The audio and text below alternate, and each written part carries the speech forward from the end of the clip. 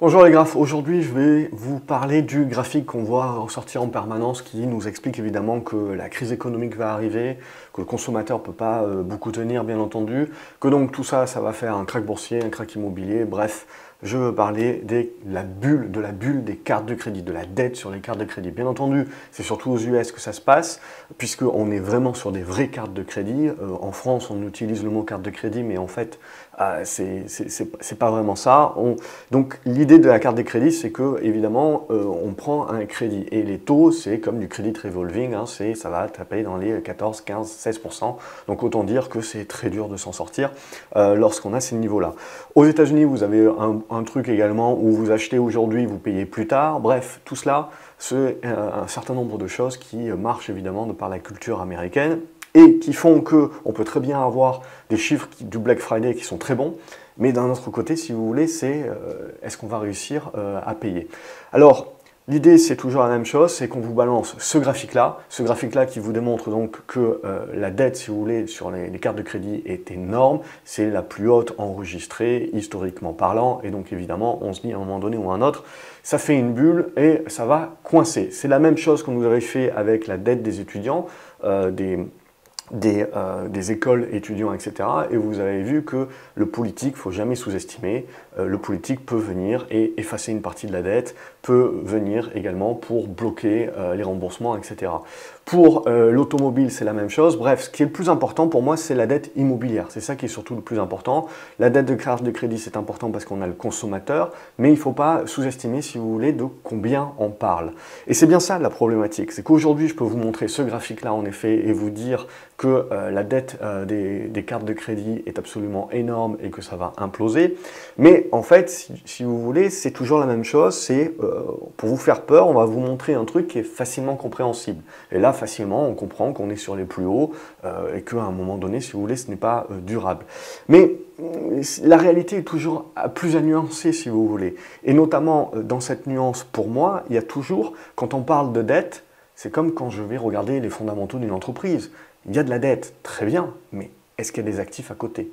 Est-ce qu'il y a de la création de valeur? Donc c'est ça qui m'importe, si vous voulez, parce que la dette peut très bien être en croissance. Mais cette dette, elle est en croissance pourquoi?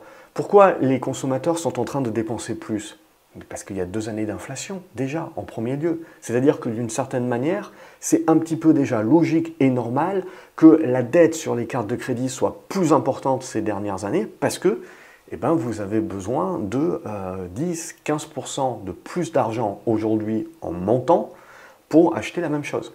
Donc à partir de ce moment-là, si vous voulez, le graphique qu'on vous montre, si on voudrait vraiment le décorréler à l'inflation pour justement intégrer quels sont les vrais chiffres, eh ben, vous enlevez l'inflation. Et si on enlève l'inflation, certes, on peut toujours se caractériser que justement c'est une dette qui est très élevée, etc. Mais on est sur les niveaux de 2019, donc on n'est absolument pas sur des niveaux plus hauts. Donc l'inflation déjà remet les choses en perspective. De la même manière que quand on vous parle de rendement ou de performance boursière, il faut enlever l'inflation.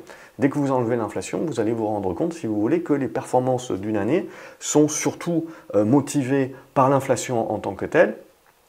Et si vous enlevez l'inflation, vous êtes à peu près sur les mêmes niveaux. Donc ça, pour moi, c'est le premier niveau. Le deuxième niveau qui est très important, c'est donc de voir la consommation du consommateur américain, donc non seulement de prendre en considération le fait qu'il y a eu des chèques en blanc pendant le Covid, qu'on a bouffé en effet l'essentiel, on va dire, de cette épargne-là, que donc du coup on est obligé d'utiliser sa carte de crédit ou ses moyens de crédit pour pouvoir faire du crédit à la consommation. Mais en parallèle de ça, j'ai aussi des augmentations de salaire.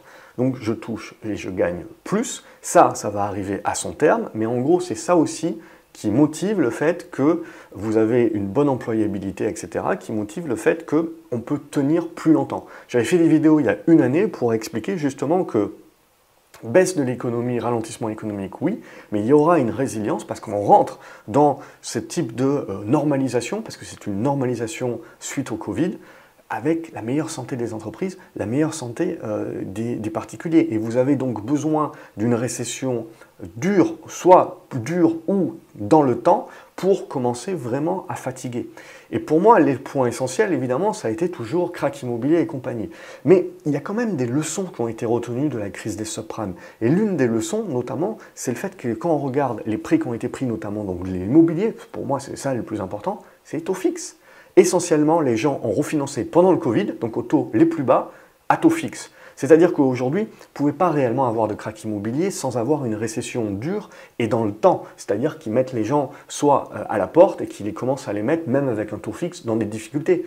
Aujourd'hui, tout ce que ça fait, c'est que ça bloque le marché. Ça bloque le marché parce que vous n'êtes pas encouragé, si vous voulez, à acheter autre chose, parce qu'à ce moment-là, vous allez avoir un autre prêt qui a un taux 2 ou 3 fois supérieur. Donc évidemment, ce n'est pas intéressant, vous restez là où vous êtes. Donc c'est ça, ça asphyxie le marché d'une certaine manière, mais ça ne crée pas, si vous voulez, le crack en tant que tel.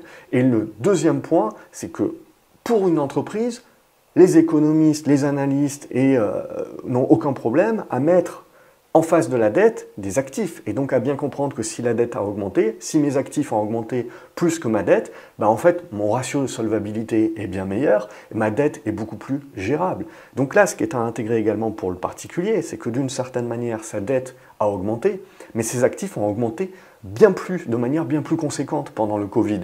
Alors bien entendu, on peut argumenter que le prix de ces actifs-là va baisser à terme, et que donc cette dette sera moins gérable, mais encore faut-il le prouver, encore faut-il en effet que les actifs commencent à baisser. Si je parle à l'instant T, on est dans des conditions, si vous voulez, financières, que ce soit pour les entreprises et que ce soit pour les particuliers, qui sont bien meilleures que ce que l'on croit. C'est-à-dire que les niveaux de dette sont au plus haut, mais le prix des actifs est également au plus haut. Donc quand on prend une relation, un ratio dette sur les actifs, sur les capitaux propres, on est dans une meilleure situation financière que l'on n'a jamais été avant des récessions précédentes, avant des ralentissements économiques précédents. Ça ne veut pas dire que les prix ne vont pas baisser, ça veut juste dire que vous avez un socle fondamental qui est plus résilient que sur les crises précédemment. Donc on ne peut pas réellement comparer et se dire qu'il va se passer exactement la même chose et que tout va se craquer, et on ne peut pas parler de subprime, comme vous l'avez vu, il y a énormément de taux fixes, il y a une grosse part de la population également qui a payé son bien, il n'y a plus de crédit. Donc ça aussi c'est intégré. Je vous avais fait une autre vidéo également sur, dans les 10 prochaines années, c'est un flot d'héritage également qui va se déverser. Donc c'est ça, toutes ces choses-là, si vous voulez, doivent intégrer le fait. Et si vous faites une relation entre justement ces cartes de crédit et le montant de l'épargne qui est sur les comptes en banque, vous vous rendrez compte en fait que vous êtes dans la meilleure situation possible. Donc ces cartes de crédit, l'endettement de ces cartes de crédit, c'est à prendre en compte. Mais quand vous mettez également en face le niveau d'encours bancaire, vous êtes également sur des plus hauts, et même vous êtes sur des niveaux d'encours bancaire qui sont bien supérieurs à l'augmentation du crédit. Donc ça, c'est quelque chose aussi à intégrer et à ne jamais oublier. C'est bien de faire ces relations-là. Quand on vous parle de crédit, il faut également faire la relation sur, ok, est-ce que mes actifs ont cru? Si les actifs sont en décroissance et que ma dette est en croissance, là en effet, il commence à y avoir un problème. Et ça peut arriver si on commence à attaquer un ralentissement économique fort et qui dure dans le temps.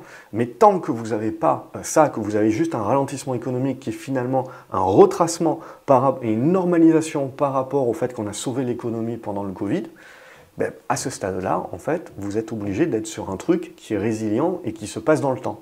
Maintenant, ce qui est important de considérer, je vous l'avais dit également dans la vidéo sur les héritages, c'est que, en gros, la majorité de ces encours-là, la majorité de ces actifs-là, c'est essentiellement une classe aisée qui les a. C'est 10, 15, 20% de la population, grand max, qui, en fait, permet à ces statistiques-là d'avoir une moins mauvaise tronche. Bien entendu que si vous prenez la majorité de la population, donc classe moyenne et classe en dessous, on est sur des gens qui réellement ont des problématiques aujourd'hui à joindre les deux bouts. On a encore des hausses de salaire, on a encore une employabilité, donc ça permet quelque part de maintenir le cap, mais d'ores et déjà, ce que l'on voit, c'est qu'évidemment les chaînes discount ont un peu plus d'aisance, on voit, et notamment, et attirent déjà de plus en plus de personnes par rapport à ça. Donc, bien entendu qu'il faut également, quand on regarde ces statistiques-là, se dire que la statistique en tant que telle, en effet, on est loin du doom and gloom qu'on veut nous vendre sur on a une montagne de dettes, etc., on n'arrivera jamais à la rembourser.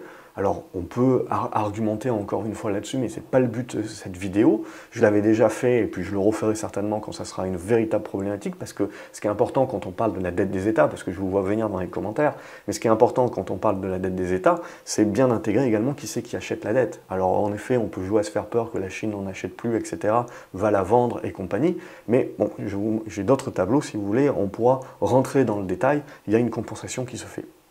Mais si on met de côté ça, pour moi, ce qui est le plus important, c'est de bien comprendre qu'en gros, on est obligé d'être toujours dans la nuance. Parce que même quand je vous dis donc du coup que la situation est moins grave que ce qu'il paraît, la situation est moins grave que ce qu'il paraît parce que vous avez surtout 20% de la population qui s'est très nettement enrichie et donc qui permet à ces statistiques d'encours et d'actifs d'être en bien meilleure position que si on ne regardait que la dette. Si on regarde pour 70-80% de la population, on est déjà dans un certain nombre de difficultés donc de consommation, mais donc de la consommation de base. Il y a une différence entre le consommateur de classe aisée et le consommateur de classe moyenne sur ce qu'ils vont consommer. Et donc du coup, on en retourne à l'inflation, où tout le monde est en train de taper des deux mains actuellement, en effet, parce qu'on a la désinflation qui est en train de se mettre en place. Mais ce qu'il va surtout falloir regarder, si vous voulez, c'est l'inflation, la désinflation au niveau des biens alimentaires et de l'énergie. Parce que c'est ça qui, dans les mois prochains, il ne faut pas, si vous voulez, croire que même si on revient à 2,5%, 2% d'inflation, c'est fini, c'est gagné. Non, vous pouvez très bien avoir un rebond de l'inflation sur les prix alimentaires, sur les matières premières et sur les prix de l'énergie qui vont impacter votre consommateur sur l'année prochaine, par exemple. Et ça peut, donc on a une phase de désinflation qui pour moi est une normalisation, mais je ne tuerai absolument pas